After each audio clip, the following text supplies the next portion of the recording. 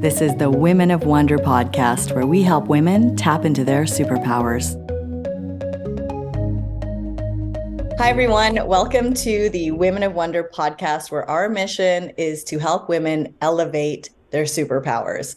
So today we have the incredible Lisa Wimberger, who as a child was struck by lightning and has taken that trauma and used it as a vehicle of transformation through neuroscience and helped not only herself, but thousands of people, including me. So I'm very grateful. So hi, Lisa. Hi, it's so good to see you again, Nisha. I love that you did a little neurogenic tremoring before our session today.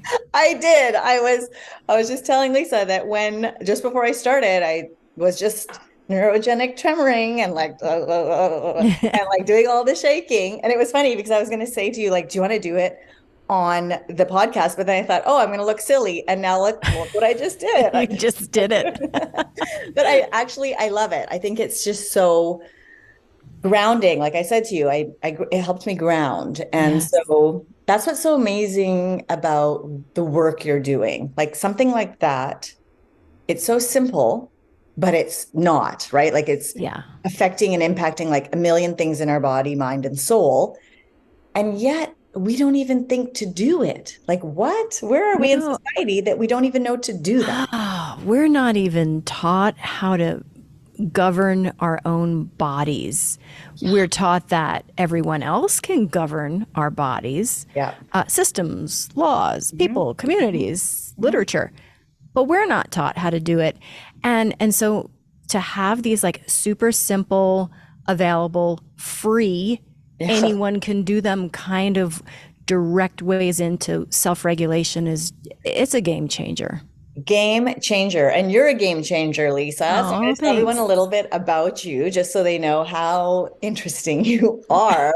And so Lisa's the founder of Neurosculpting Institute and co-founder of the Neuropraxis app, which I've been using. You should check it out. It's very interesting and just like teaches you some of the things we're going to talk about. She has a master's in education, multiple certifications of the brain and neurobiology, author of 7 books on neuroplasticity and stress management. She runs multiple companies, has over 60 international franchises, meditation coach, keynote speaker, faculty member, has done Ascension training, psychic awareness training, and autogenetic hypnosis, which I think we should talk about as well, and has created survival programs for emotional survival programs for law enforcement agencies.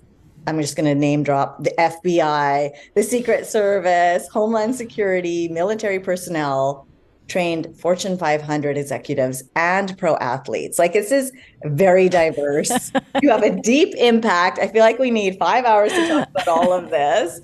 But why I really was drawn to you. It's like at Women of Wonder, we really want to like amplify the voices of women doing incredible things around the world. And like we want to hear about things happening locally and globally. And by sharing these stories, we can inspire and elevate other women. And if we can do that, we just create connectivity and a loving community. And I am just so thankful when I met you because I think you embody all of those things. Oh, thank you. Yes, no, I'm just so happy. And so why don't we start with maybe you can give us a little kind of quick deep dive into where you are today and your fascinating story, fascinating and shocking. I was actually going to wear a lightning bolt t-shirt today, but then I thought, is that appropriate? Is that being too okay? It's totally fine. So I didn't wear it, but maybe you could tell us about how that moment of being struck by lightning to all of the growth. Yeah. It was terrible. It was not glamorous. No. I was 15. It was my birthday, and we were out in a rainstorm. There was a whole bunch of us kids, and we were taking shelter. And I was leaning against the metal handle of a garage door, and the side of the garage got hit, and it came out through the handle, through the base of my spine, and catapulted me and the boy next to me who was shoulder to shoulder with me, we flew like superheroes through the air and landed many feet away from the garage door, in excruciating pain, but completely conscious. And, to my recollection, all my friends were just staring at us like, oh my God. And they were the ones saying, you got hit by lightning, you flew through the air. And so within a very short amount of time, like maybe a week, I started having what I thought were blackout fainting sessions. Turns out they were anoxic seizures that I had since the lightning strike through my early 30s. So decades of these horrific anoxic seizures, which are not epileptic, they're not convulsive, but what they do is they, your nervous system and its inability to process stress can create anoxic seizures. So here I have this very supercharged nervous system that probably short-circuited in some way because of this lightning, who knows? And now I can't process stress, and I don't know this. And so when life gets stressful, I have a seizure. And these seizures are, they would plummet my heart. Heart is first. It's not a brain first, it's a heart first seizure. So your heart rate plummets. And in my case, over the years, my heart would just stop, like flatline on multiple occasions. And then you deoxygenate very quickly and your brain shuts off. So the brain follows the drop of heart blood pressure. And you lose consciousness and you go down like a ton of bricks. And usually you recuperate quickly, but I got real good at these. So it did not recuperate quickly. Oh. I'd be out for a very long time. Wow. With the need for paramedics, or one time a needle of atropine in a doctor's hand because he told me I flatlined. Wow. And during these moments, these episodes of anoxic seizures, all manner of terrible things would occur. I would, urinate or defecate myself, or when I would come to, because when you come to from an epileptic seizure, you've maintained your heart rate the whole time. So I don't know what it feels like to recuperate from an epileptic seizure.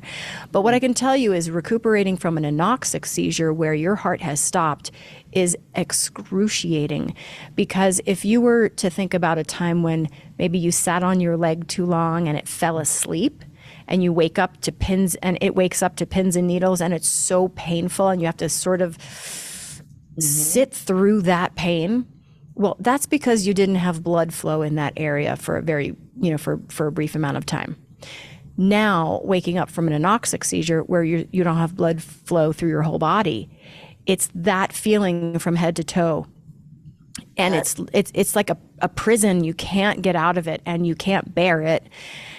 And you can't move because in those seizures, your muscles go so tonic and like this rigidness that you expel all of like the kinetic energy out of your muscles. So now you've sweat out all your energy, you've urinated yourself, possibly defecated, you wake up, you can't move, you can't speak, you're in this shell of excruciating pain, and then your heartbeat normalizes. And now you can't move. Wow. If you turn, you vomit. If you sit up, you vomit, and you don't have any energy. So you just usually lay there in your own liquids for as long as it takes. And that was my experience for decades. Wow. And when I finally got my diagnosis, which was fortuitous, right? I was in a doctor's office. I flatlined. He was going to inject my heart with atropine. He gave me my diagnosis. They confirmed I wasn't epileptic. And they tell me that I have a stress-induced seizure disorder. So how many years after? This was 17 years after they started, I got my diagnosis. 17 years. 17 years. Never figured. And this is. No. And when I would say in year 2, see, my parents had never seen one. My friends had seen these episodes. And they often happened when I got home from school. Both my parents worked. I was a latchkey kid. Yeah. And so I would get home, and a lot of times my seizures would happen in the bathroom after school. Yeah. And I would be able to crawl back to bed before 5:30. I'd get home from school at 2:30. Yeah. I'd be able to get back in bed before my parents got home, and I would make up some story like, I'm tired, I'm sick, So they actually never saw one, but I told them this was happening. They took me to a doctor probably year 2 of my seizures.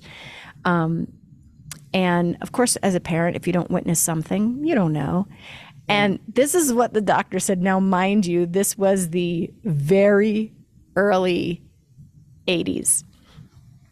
The doctor gave me a blood test for I don't know what and said, oh, she's hormonal. That was my diagnosis. That was your diagnosis. Well, that sounds really appropriate, right? I was hormonal. Oh, okay. So it took those hormones are strong. I know. So it took 17 years to really figure out what it was. To figure it out, and then I got it figured out.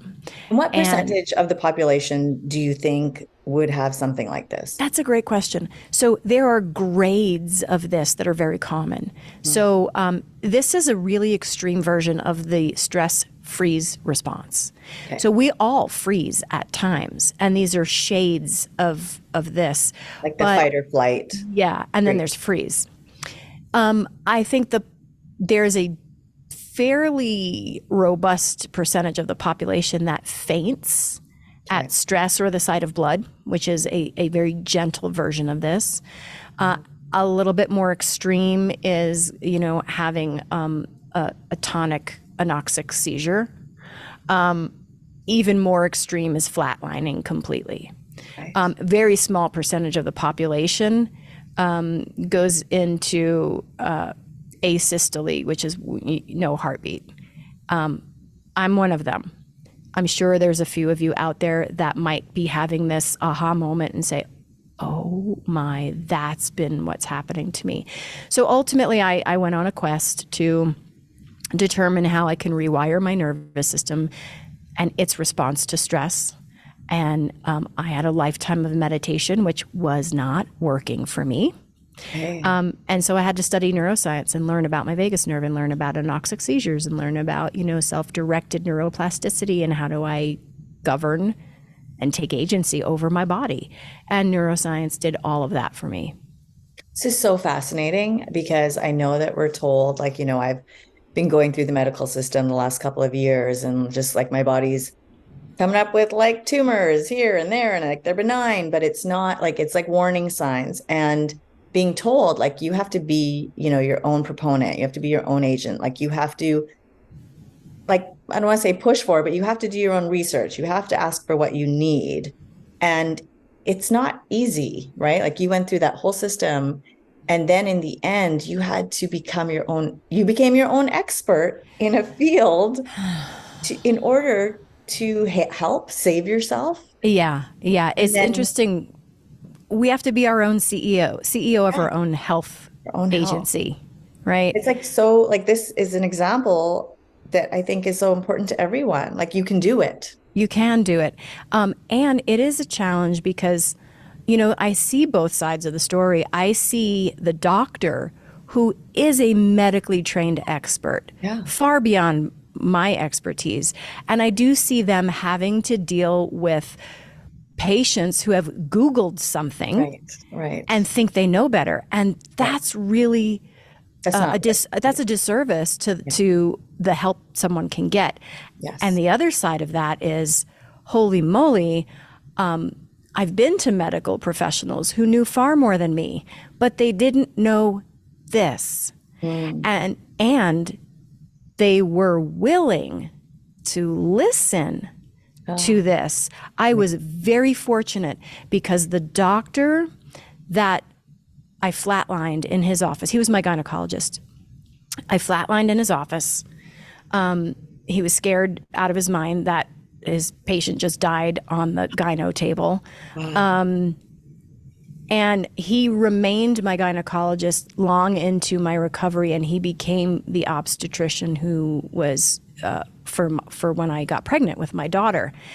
And he was so amazing because I now had so much information about my condition, and I would go to visits with him and he would say, so what did you learn now about this? And I would tell him and he would say, wow, that makes sense. And I remember being scared to death to have a natural birth because cervical changes, menstrual changes, but particularly cervical thickening and dilation can trigger an anoxic seizure. And I was scared out of my mind. I remember saying to him, what if I die during childbirth? Have you heard of this? And he was so great to reassure me. And he sat with me and listened to everything I had learned, filled in the gaps of what he knew, and gave me a rock solid plan that I was going to be fine. And I was totally fine. But he never made me feel like my information was wrong. And that's because it was an unknown, uncharted territory for most doctors. Most doctors do not treat or deal with freeze anoxic seizures. They, they deal with POTS, which is, the way your blood pressure is maladaptive to height changes, going from sitting to standing and laying to standing. And they deal with that, but they don't consider anoxic seizure freeze as anything that they're taught in school. So interesting. I was just reading about something, and it was talking about how the world as we knew it, we used to make sense of the world through storytelling. This is like way back before, we had done so many testing and things. So we would make sense of the world through storytelling. And then as we started getting more into science, we started explaining the world through science. Mm-hmm. And then some of those stories kind of got not replaced, but like we started to say like, this is the answer. But what's fascinating is how much there is yet to know. Like that's what this is an example of, right? Like that. This is like, we think we know everything, but we don't. And so being open to continually exploring and even continually healing, like how we can heal ourselves in different ways. Like I had never thought that if I shook, that's actually going to reset my body, ground me, do all these things that are going to heal me. And so you started doing the healing work as you did the research, right? You started researching and then healing. And what kind of stuff like helped you? Like what worked for you, like physically, mentally? Well, what first started the actual real healing was I learned the principles of neuroplasticity. Basically, I learned how to teach my nervous system what I wanted to teach it versus allow it to repeat what it had habituated.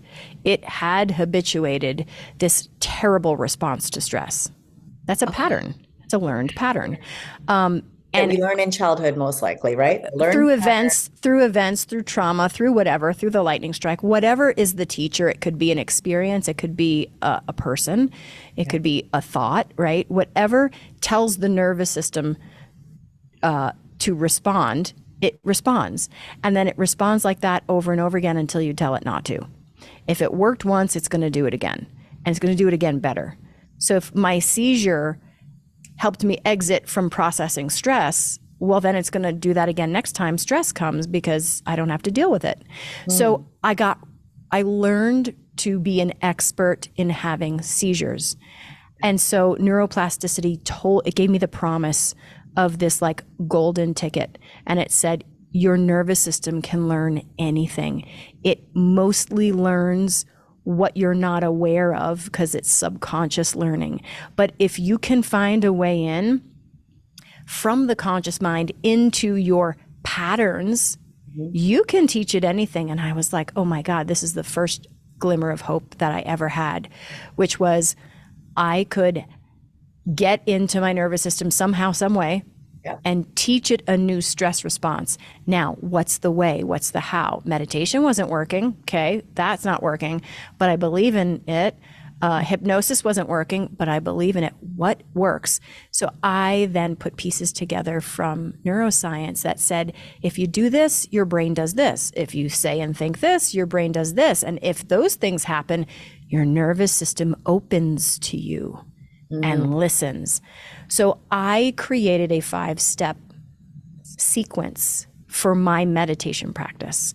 I created a very specific set of mental prompts that would quiet certain parts of my brain, activate others based on what I was learning in neuroscience, and then allow my nervous system to be pliable and receptive. And then I would go rehearse responding differently to stress. Like my initial response was stress, seize. Yeah. Okay, well, what's the opposite? Fighting, kicking, punching, screaming. I will rehearse that. So I would tease my brain into this beautiful state that science said is great for learning. Yeah. And then I would rehearse mentally a stress where I would normally seize. And just before I would think of the act of seizing, I would rehearse kicking, punching, screaming, biting, as though it was, dress rehearsal for a play. Wow. And I didn't know if this would work, but I had no other choice. My seizures were getting to the point, the last one I had would have been fatal if I didn't have people around me pushing on my chest to keep me breathing. So I was desperate. My back was against the corner. I was backed into a corner, back against the wall.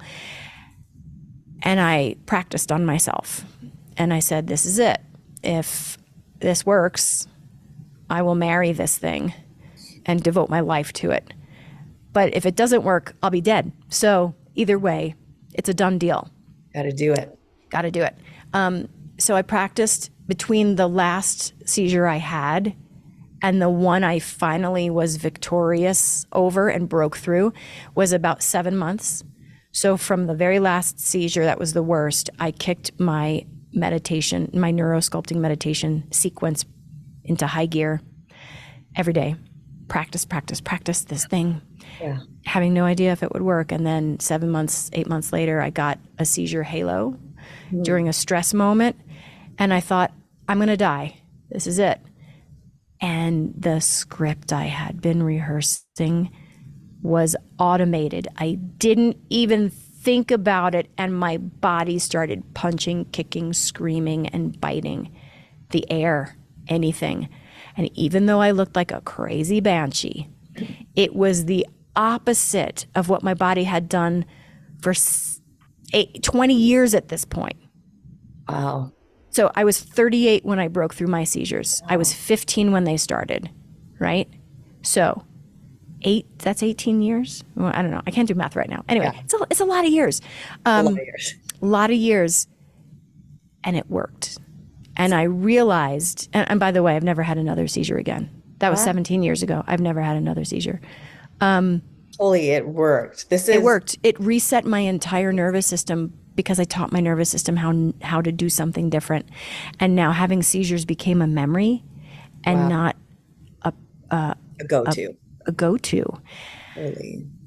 And then I had to marry it because I bartered with God, right? And I said, if this works. So I married it. I quit my job. I tried to give this thing a name. Neurosculpting the name came later, but I just was like peddling my wares, knocking on doors saying, I can help you. Wow. I can help you. And I knew nothing about business. Mm-hmm. I knew nothing about being a meditation coach or a teacher, I had my other life, my professional life. I was professionally a teacher of literature. I was a project manager. I did instructional design. I did all those things. I didn't know how to do what I was doing now. I just did it because I married it and I had to.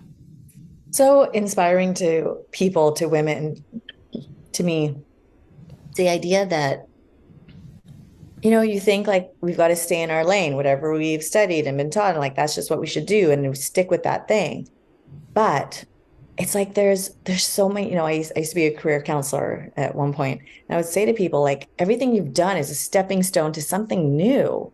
Mm-hmm. And that we don't have to stay in the box. Mm-mm. And like you just thought a way outside the box. And in fact, you tapped into the thing that helped you and healed you. Yeah. And you're using that to make the world a better place. And this is to all people who want to step out of the box, right? It's a scary place out of the box. Okay. And because you can step out of the box and not be an expert, it's also a very vulnerable space for you to be judged and criticized and attacked. And I think a lot of people don't step out because of that. And the only way I could actually be resilient in doing that is because this saved my life. Yeah. And it was so authentic that I didn't have to have a PhD in neuroscience to be able to tell someone with 1,000% faith, I don't have seizures anymore. Yeah. Now, what it can offer you, let's see. But so I had to really rely on I was my own guinea pig. I was my own proof, and that gave me unshakable faith. So if you are stepping out of the box, find your unshakable faith in how whatever it is you're doing aligns with your heart, your soul, your spirit. That's when you're going to be successful. That's when you're going to be an innovator and forge ahead and create industries and products and services and practices that may not have ever existed before, but can only come through you. That's it, just you. But it has to come through your authentic relationship to it. Yes.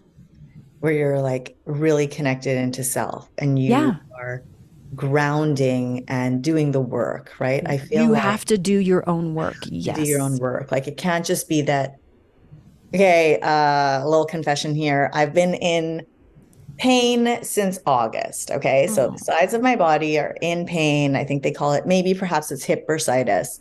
And I know like, and it came with trauma. You know, my brother passed away, and I think that's the same time it came. And so I know what exercises I'm supposed to do to help it. I don't know why I'm not doing them daily. I don't know. Interesting. Right. And I'm in so much pain. I can't really sleep. I can't really sit. I can't really stand. Like there's a lot of pain. What does like that? What does the pain remind you of? So when you feel the pain every day, what does it connect you to? It's just like this, it's probably a sadness. Connects me to like a sadness of, I don't know, like maybe I should be, maybe that's just where I should be in pain. I don't know. And you said it came when your brother passed. Yeah. Does it connect you to him? Maybe it's this, it's like I'm trying to experience life in a way that's, okay, it's pain, but like there's also happiness and there's goodness and there's all these things, but constantly there's an underlying physical pain. Yeah. So I feel like I don't deserve to be out of the pain. Yeah. I mean, we have so many beliefs, you know, and here's the amazing thing about the nervous system, right? It manifests experiences off your subconscious thoughts and patterns, right? And I'm just going to throw this out there. I'm not a therapist. I can't diagnose anything, and I'm not psychoanalyzing you, but I'm just going to throw it out there. Right. So if this were me, and I got hip pain after my brother passed, I might look at the connection in the nervous system and say, what's the fear of getting rid of the pain? I don't know. Maybe I forget. Maybe you forget your brother. I don't know. Right? Him. So I've said that. I've said one day I wake up and I don't think of him. Right. That would be the worst. So here's what you get to do with your nervous system. This is the amazing thing. When you get little hits like that, you can start teaching the nervous system how to commemorate your brother over here and extract him from the hip pain so that the hip pain can dissolve while the memory of your brother remains robust. But right now, for some serendipitous reason, maybe it's just pure timing, they're connected. Yeah. So if you want to hold on to your brother and he's connected to hip pain, then you're holding on to hip pain, possibly. Yeah. So you can go into the nervous system even through neurosculpting. I mean, we can make you a meditation for this, where you tease these two things out. They're unrelated but related in timing. Yeah. So we tease them out, we preserve one, we dissolve the other, and literally your nervous system can do that. This like sounds like there's just so like in your podcast, like there's hope. Like you have a podcast, right? And it's Right. right. It's all about that there is hope. Like I just got Yeah. that hope. Yeah. So Lisa. yay. I want to say something about hope because I think some people cringe when they hear the word hope because they think it means I have to be happy. And so I just want to clarify, for me, hope doesn't have to feel like a happy emotion. For me, hope really is the unshakable belief that I have that whatever is happening in this moment is going to change in the next. Not only is that a belief of mine, it's truth, it's universal truth. This moment will change. And if you can always anchor into not just it will change, but I get to influence the kind of change that is inevitably going to happen, that's hope for me. So sometimes that's sad and scary, right? Like, oh, I'm stepping out into the unknown. That can be scary. So hope can be scary. Hope can be sad. I'm in grief and I have to dive into it a little deeper before I swim out of it, right? To get through it, you have to go through it, right? Yes. So hope doesn't have to be this Pollyanna, happy, stick your head in the sand denial space. Hope is universal law that says this is going to change in 30 seconds, in 10 seconds. Do you want to influence how you position yourself for that change? That's hope. And when I hear you talk about this pattern you're in, and universal law says this pattern has the opportunity to change in 10 seconds, 20, 5 years, how do you want to position yourself to guide and influence that change?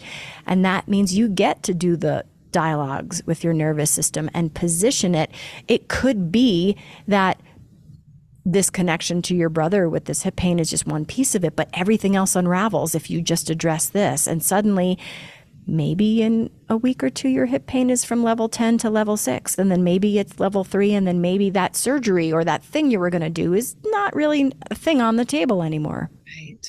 It's amazing. I love that. It's just giving, like self-empowering. Yeah. I Yes. can do this, but also acknowledging what it is that we're holding on to, what it is that we're like pairing. Yes. What are we making it mean? And oh, that's a perfect way to say it.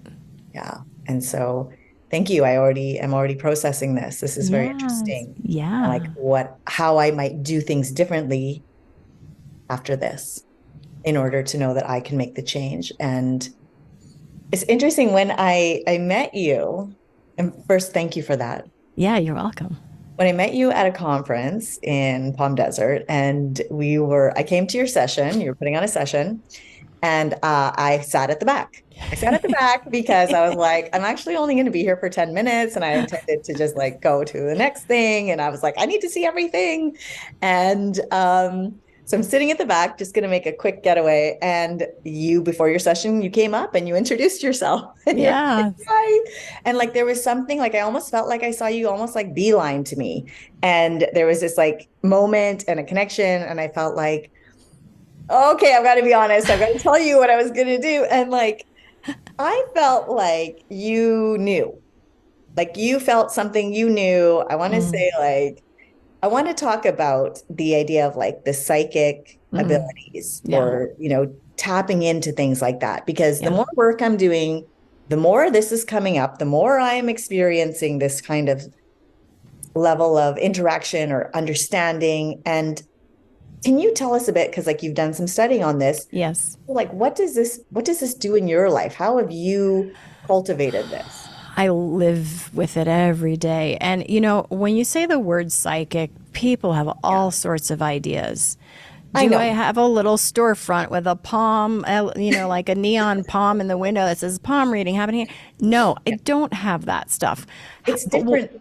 It's different now. This is like not, Yeah, but what I do have is a profound lifetime of exploring my psyche.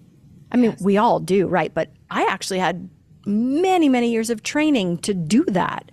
And also naturally could do it. So yes, I studied with Ishaya monks for 4 years, and that put me in a very internal exploration space. And yes, I did the Berkeley Psychic curriculum for 4 years at a school in Denver. And that training was probably some of the best training I've ever had. And it wasn't the idea of, I'm psychic, I can tell the future, I can read you. It was, I can read myself, I can read my psyche. Oh. I am psychic because I can go into my psyche and look at what it's showing me and allow that to inform me so that I can position myself differently and have the world be something I want it to be, right? So that's really what I mean when I say psychic. However, here is the side effect of having an acute, profound way to tap into your own psyche and patterns, is that you recognize a limbic resonance with the world. You recognize an empathic resonance. And so when you're around someone who might have something going on for them, your introspective expertise recognizes something similar in them. It's like when maybe you walk into a place and you're wearing rose oil and you smell someone else wearing rose oil, right? That's invisible. We're talking about invisible things, but because I can smell it, it's empirical, and psychic is not empirical. But that's BS. I love how you just put that. That's amazing. It's another sense. You can't see scent molecules in the air, but your olfactory system picks it up before you can see it, measure it, taste it, touch it. And you know, she's wearing rose oil too, right? So when you have a very trained relationship to deep subconscious patterns and how they show up and how they feel and how they move your body, you don't even realize that you're seeing it with your eyes. But if someone's body language on the micro level is doing anything that I have a story or a pattern around that I've explored without knowing why, I'm going to kind of know what's going on with them. And if you want to explain it by science, it's micro expressions, it's posture, it's pheromones. It's whatever you want to use science to explain it. If you want to use metaphysics to explain it, wow, it's intuition, it's psychic awareness, it's whatever. Bottom line is, we're organisms that have an outside and an inside environment. And if we think only the outside environment is how we measure life, we're missing half the equation.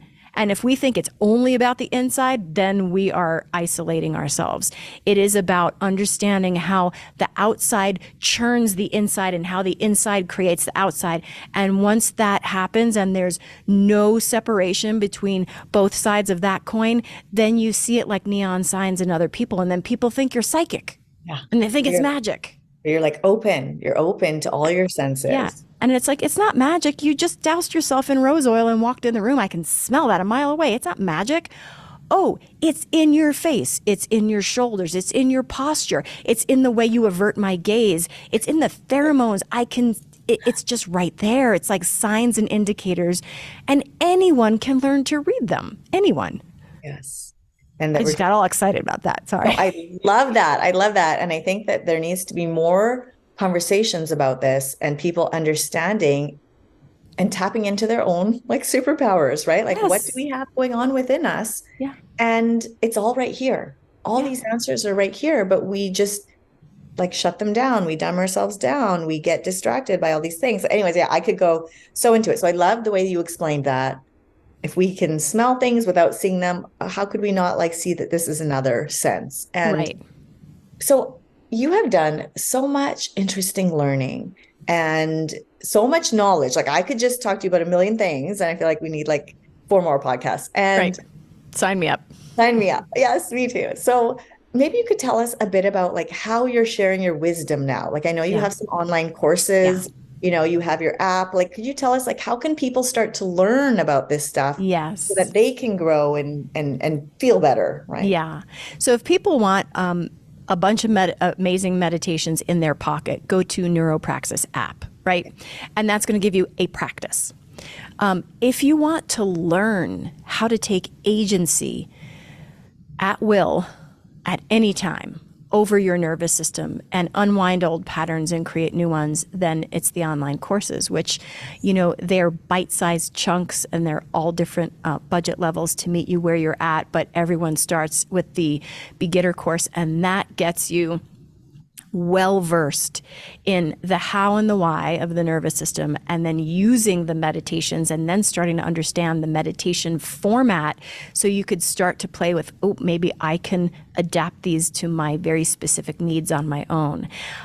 The people who go through our 3 courses, beginner, intermediate, and advanced, many of those people are so completely self-regulated that they find themselves no longer needing the crutches they used to rely on anymore. And there's nothing wrong with crutches, right? There's nothing wrong with medication and therapy and, learning and gurus and all. There's nothing wrong with any of that. But that keeps a lot of the balancing act happening externally.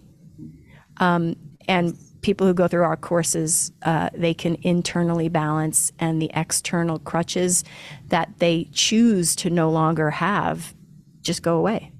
So fascinating you say that. It's my business partner, Carly, talks about, like, I've been doing lots of healing and all the different things. And she said, also know that the answers are within you. You don't have to have everything as your, I'll use the word you used, crutch. Yeah. You can do it, but you don't have to always have that, because like what you're saying is you can start to learn your own nervous system and how to release the things. So you have the ability to say, like, okay, I want to do this and I want to try this, but I don't have to have all these things around me all the time. Yes. What I say to my students all the time is, no offense, but I never want to see you again.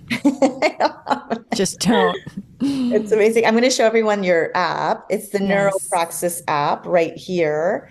And then also people can go online to your website, which is neurosculpting.com. And that's where you can take the courses. And I really recommend it. And so as we start to wrap up here, Lisa, I'm just going to ask you some quick questions. Okay. Kind of like, what do they call them? Popcorn style? Popcorn style questions. Yeah. So maybe tell me your 3 priorities for self-care. Shaking, sleep, meditation. Oh, great. Top 3 moves for relaxing your nervous system. And are those the same as? Some of them are the same. I would say walking in the park, number 1. Dancing. Yes. Meditation. I love all of those. Maybe you can tell us like a ideal bedtime. 10 p.m. 10 p.m. Proudest moment this year? My daughter moving out and paying her own way. Ooh. Yeah, it was big.